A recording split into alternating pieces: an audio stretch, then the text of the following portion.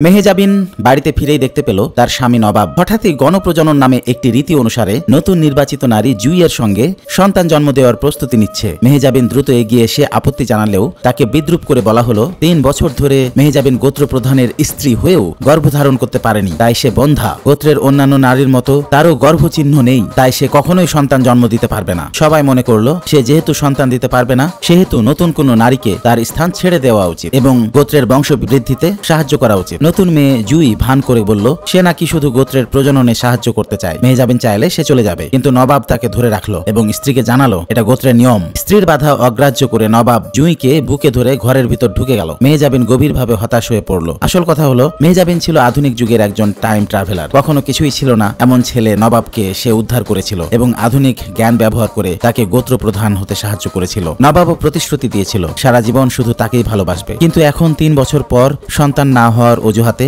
অন্য নারীর সঙ্গে সন্তান জন্ম দিতে যাচ্ছে সে। পাশের খড়ের ঘর থেকে শারীরিক মিলনের শব্দ শোনার সময় মেহেজাবিন অশ্রু থামাতে পারল না। নবাব কিছুই বুঝতে পারল না। নতুন নারী জুইয়ের সঙ্গে মিলনের পর আবার স্ত্রীর কাছে এসে তাকে সান্ত্বনা দিতে লাগলো। তার কাছে এই ঘটনা শুধু গোত্রের মানুষ বৃদ্ধির কাজ বলে চালিয়ে দিল। সে স্ত্রীকে বলল জুই সন্তান জন্ম দিলেই সেই সন্তান তুমিই পালন করবে, তারপর তাকে অর্থাৎ জুইকে গোত্র থেকে বিদায় করা হবে। নবাব জানতো না এই কথাগুলো জুই সবই শুনে ফেলেছে, আর সে সঙ্গে সঙ্গে সিদ্ধান্ত নিল মেহেজাবিনকে এই গোত্র থেকে তাড়াতে হবে। অন্যদিকে মেহেজাবিন স্বামীর ব্যাখ্যা ও সিদ্ধান্তে সম্পূর্ণ হতাশ হয়ে ভাবল পরের রক্তচন্দ্র উদয় হলে সে আধুনিক যুগে ফিরে যাবে টাইম ট্রাভেল করে। কিন্তু পরের দিন সকালে সে হঠাৎ বমি করলো। গোত্রের মহিলা চিকিৎসক তার নারী পরীক্ষা করে বলল আরে সে তো গর্ভবতী।